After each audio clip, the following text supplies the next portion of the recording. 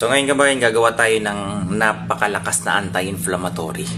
Okay, pag sinabing anti-inflammatory, ito ay para dun sa mga kagaya ko na farmer. Alam ko ang hirap ng trabaho sa bukid. Pag uwi sa bahay, talagang mananakit ng mga kasukasuan. Huwag kang mag-alala kabayan, ito ay pinapahid-pahid lamang, hindi po inu-inom.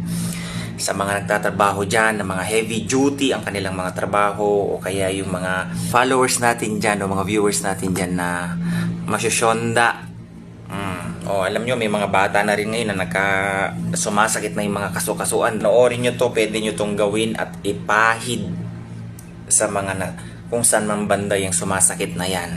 Okay? Marami sa atin ngayon ang hindi alam na ang buto ng avocado, pasensya ka sa avocado ko, pero hinog na yan. Mahal kasi avocado dito sa Middle East, kaya eto na lang yung kaya ng lolo nyo. Marami ang nagtatapon ng buto ng avocado, pero hindi nyo ba alam kabayan, ang dami nagsasabi, hindi ang avocado, kaya tinatapon na lang yan, yung buto ng avocado o avocado pit. Alam nyo ba kabayan, baka kung ikaw mahilig sa avocado ngayon, well, good sa'yo kabayan. Huwag mo nang itapon yung buto. Gawin mo siyang gamot. Kung may mga matatanda dyan sa bahay na nananakit na yung mga buto-buto, mga kasukasuan dyan, nirarayuma na, may arthritis na, kuhanin mo yung buto ng avocado. Ano ba ang meron sa avocado? Mas matapang pa nga ito dun sa mga pinapahay nyo dyan na mga ointment para sa mga kasukasuan. Kasi napakataas kabayan ang kanyang phenolics compound. 5. Isipin nyo ha. Kahit na tingnan nyo dyan sa mga label ng inyong mga anti-inflammatory medicine na pinapahid nyo, ointment, meron ka bang nakikita dyan na flavonols? Pangalawa, catechin.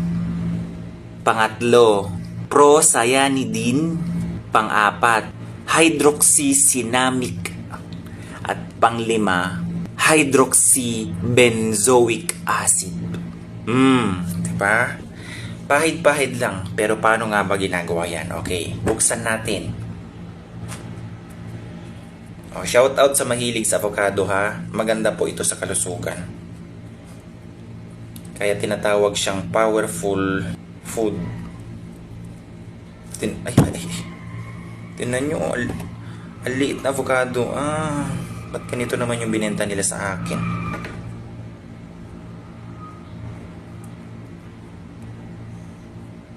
Isipin nyo, 2 piraso na yan. Nasa 75 pesos. So, ayan. Okay? Avocado. Dalawahin na natin. Kasi ginagamit ko din ito eh.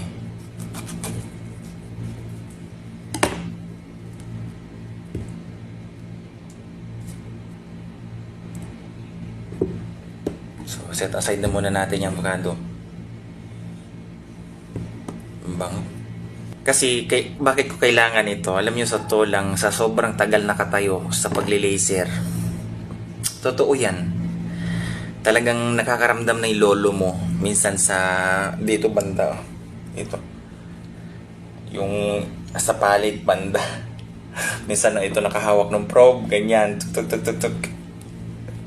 Left and right na lang. Okay. Kaya tiis-tiis para sa pamilya. Okay. So ito. Hugasan ko muna. Kasi alam ko sa totoo lang, marami tayong mga kababayan nakakaranas ng pananakit ng kasukasuan. Dala na rin yan ng una, syempre, aging. So, kung may crater ka dyan, gamitin mo. Ako kasi, meron akong nabili dito sa ukay-ukay. Papalitan mo lang yung blade. Manual pa rin yan. Hindi yan easy na ilalagay sa So, ito yung blade na kailangan. So, ganyan lang. Kung meron kayong crater, mas maganda na i-crate nyo na lang. So, ginaganyan ko lang yan. Huwag kang mag-alaw ha. Huwag nyo nang tanggalin yung balat. Isama nyo na yan, ha? Yung ano. Pagalaw. Kailangan pagtrabuhan mo kung ano yung maganda sa katawan mo. Huwag lang yung very accessible na nakukuha mo dyan sa pharmacy. Pahid mo na agad. Na hindi mo alam kung ano yung epekto sa kalusugan mo balang araw. At least maganda ito, natural. So, kung makita nyo, puti. Okay? Puti ang ano, gaya nito.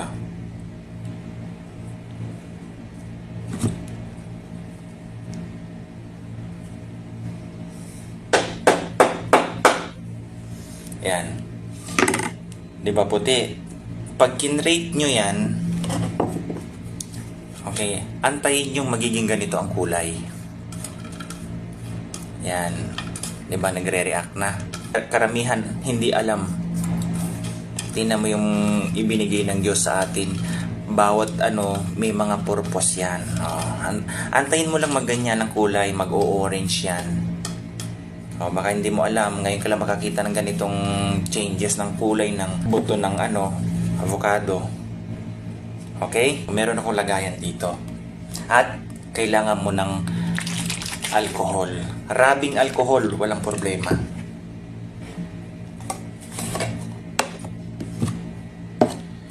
Actually, itong ginagamit ko talaga pagka sa laser. Kung yung mga tatay nyo, nanay nyo dyan, lalo na yung mga galing sa bukid, o gawan nyo ng ganito. Alam ko masasakit ang kasukasuan ng mga yan. Para mas mahimbing ang tulog nila, gawan nyo ng ganito, ha? Okay. So, eto na yun. Tingnan nyo. Ang ganda ng kulay, di ba? So, lagyan mo siya ng alcohol.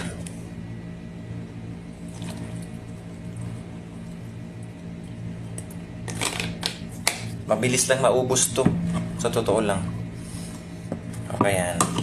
So, magre-react yung buto dun sa alcohol. Tingnan mo.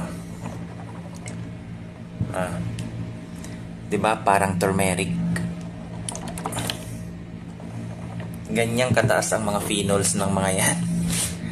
Hindi nyo alam, malaki ang nagagawa niyan sa ating kalusugan. Okay. Ibabad mo lang yan ng 4 to 5 days. Okay, kung may sa probinsya, kadalasan ang ginagamit na yung lana, yung oil na gawa sa nyog. O kapag pinapahid nyo to sa inyong mga kasukasuan,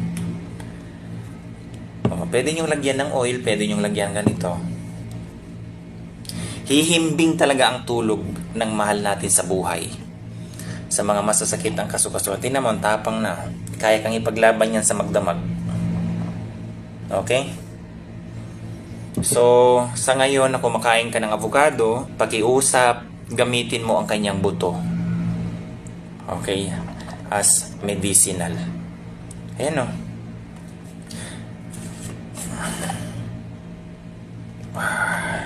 Diba?